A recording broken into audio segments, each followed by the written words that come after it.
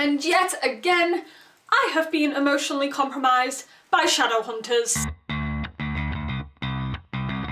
So episode 8, A Walk in Darkness, more like a walk through my tears. There was so much emotion in this episode. I just have to hand it to the cast for this one, because they gave it their all, especially the scenes between the Lightwood siblings. Oh my god. So let's start with the Lightwoods in this episode, because oh boy did they go through a lot. Magnus thinks there is a way for Alec to bring Jace back by using his Parabatai bond. We've seen their bond used for things like this before, but not something on this scale. This has a lot more risk involved with it. So by using the bond, Magnus is able to send Alec and Izzy into Jace's mind to try and bring him out of it. I really adored the conversation that Magnus and Alec had when Magnus was explaining the dangers of the procedure on the balcony. It's that balcony, man. We always get serious conversations on that balcony. I'm really happy that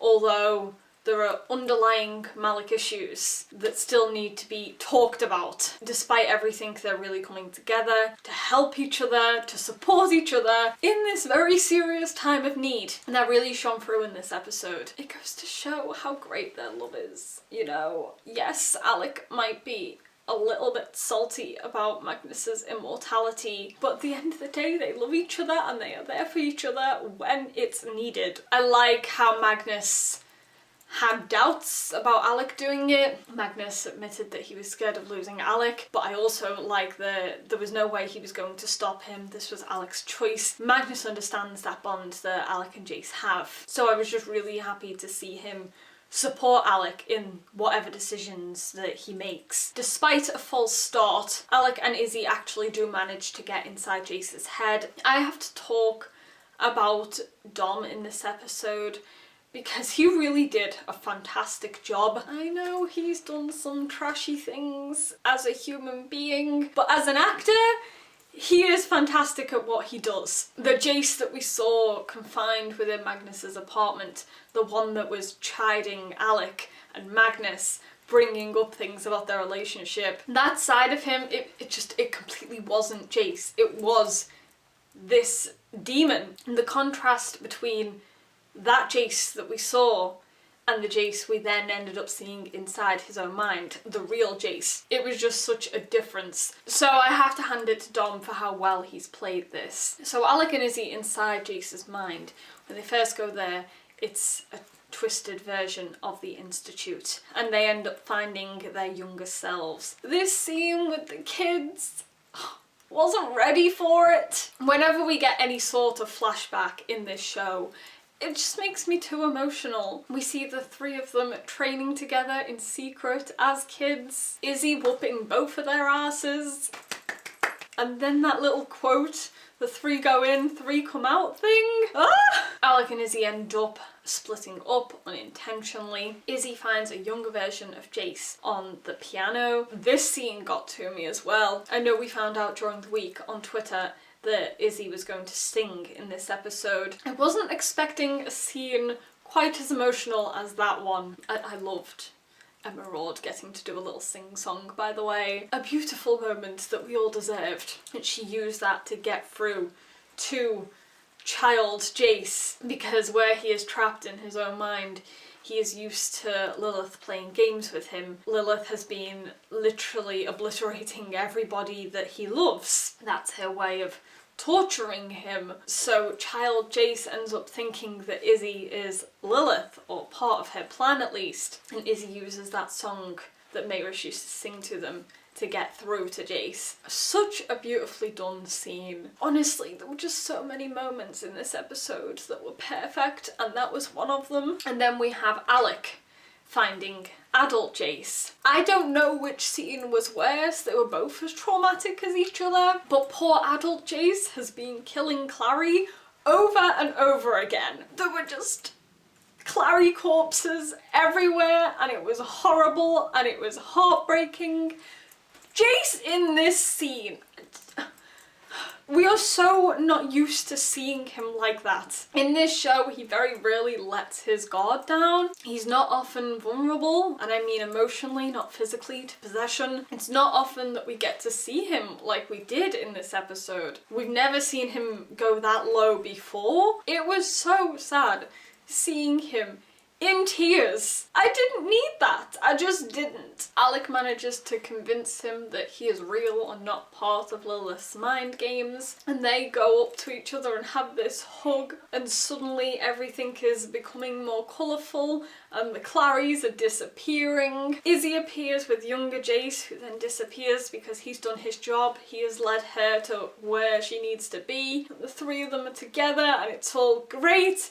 But like everything else in this show, it all goes to shit. We saw a little clip of this in the promo, and just from that little flash of it, I knew it was going to be emotional as hell. Jace doesn't want to live with what he's done. He doesn't want to escape because he knows that Lilith will somehow manage to get to him again. So he ends up turning the dagger on himself and tries to convince Alec and Izzy to kill him. These scenes, God.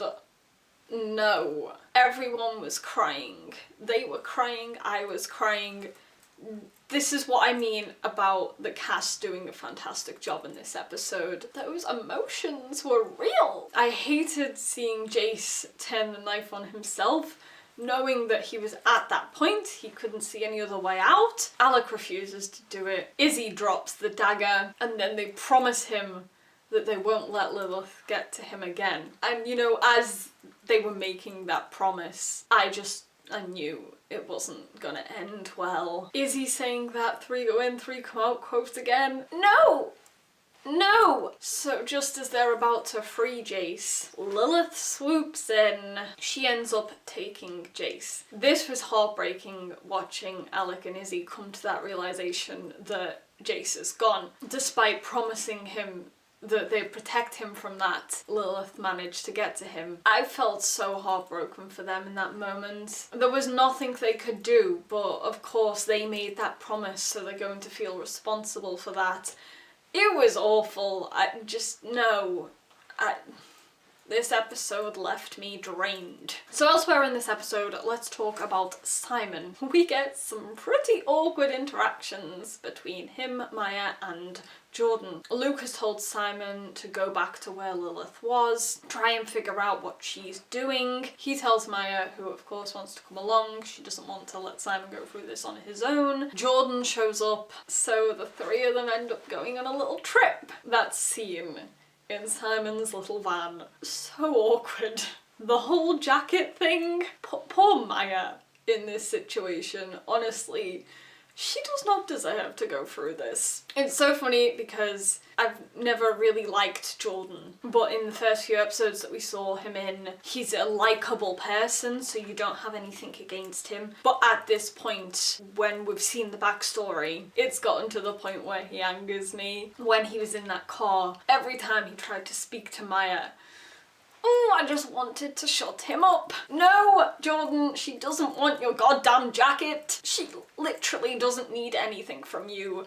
Please leave. All I wanted to do in this episode was protect Maya from everything. So then we have these scenes in the place where Lilith has been trying to resurrect Sebastian. Simon needs to go outside to call Luke, and so we end up with another conversation between Jordan and Maya. And of course this one doesn't go well either. Jordan once again tries to convince her that he's changed. Jordan is being such a dickhead in this scene, bringing up Maya's butterfly tattoo, bringing up why he joined the Praetor, and how much of a different person he is, and how much he wants to protect people like Maya now, despite walking away from her at first. And poor Maya, she was just done. When she started yelling at him, I was half like, yes! And then half like, he's not worth your anger! Her anger gets to a point where she almost turns, and that's when Simon steps in. I'm very glad that he doesn't jump in until that point. He could have easily announced that he was there as soon as he walked in, but he didn't.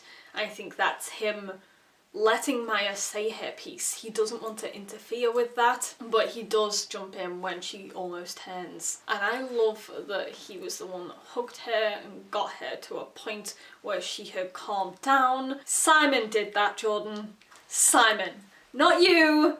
You piece of shit. That moment between Simon and Maya afterwards was also a great scene. Simon does follow her, finds her leaving with a bag packed. What I really loved about this scene is that Simon didn't try to stop her. She explained that she needed some time on her own.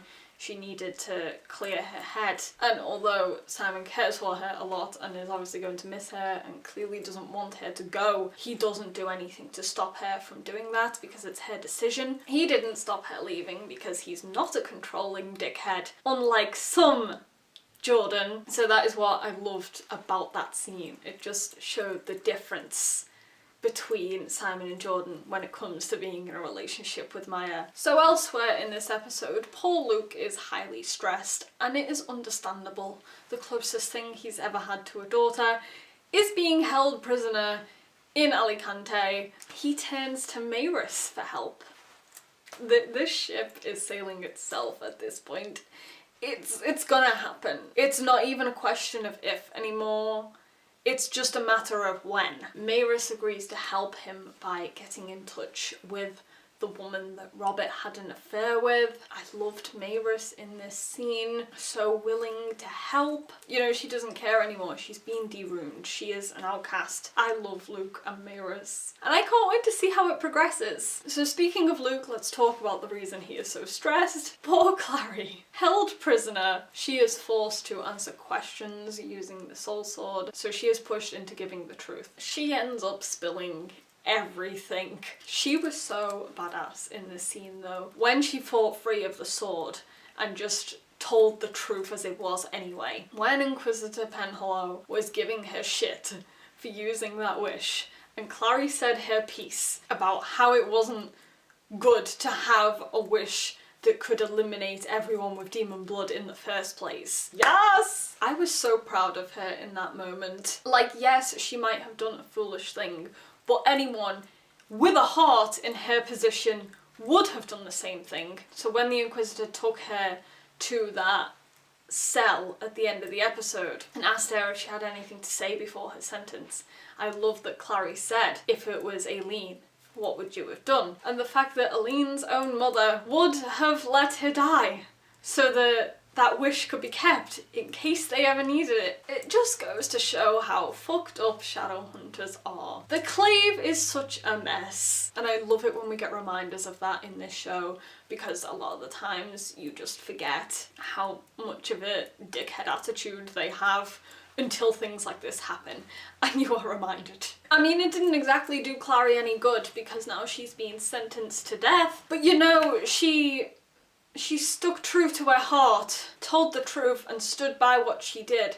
So I'm proud of her for that, despite the circumstances. So before I wrap things up, I just want to talk about the scene with Lilith. When she goes to the Seelie court, she knows that it was the Seelie Queen that put the Mark of Cain on Simon, so she decides to pay the court a visit, and we end up with a Seelie court massacre on our hands. That was a chilling scene, watching Lilith walk through there whilst all these dead fairies were lying around. That wasn't nice. I mean, I am not the biggest fan of the Seelie Queen, but that was a horrible thing to witness. I like that we didn't actually have to see the slaughter taking place, we just saw the aftermath, and that was enough. And the Seelie Queen ends up telling Lilith where her owl is being kept, which is how Lilith is able to find Jace at the end of the episode. When she did come to collect Jace, she ended up having this moment with Magnus. She said that the only reason she wasn't killing Magnus was because she didn't want to start a war with his father. So I am assuming that's going to get brought up in the final 2 episodes.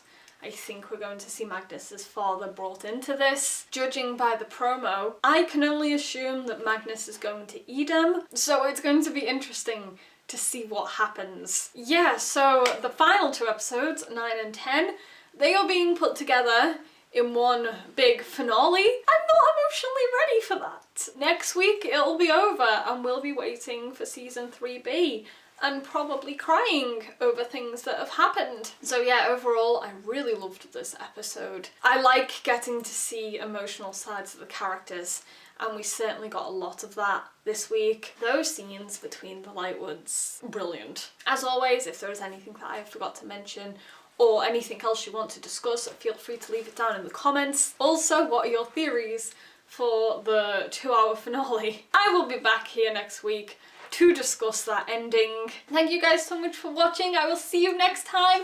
Bye!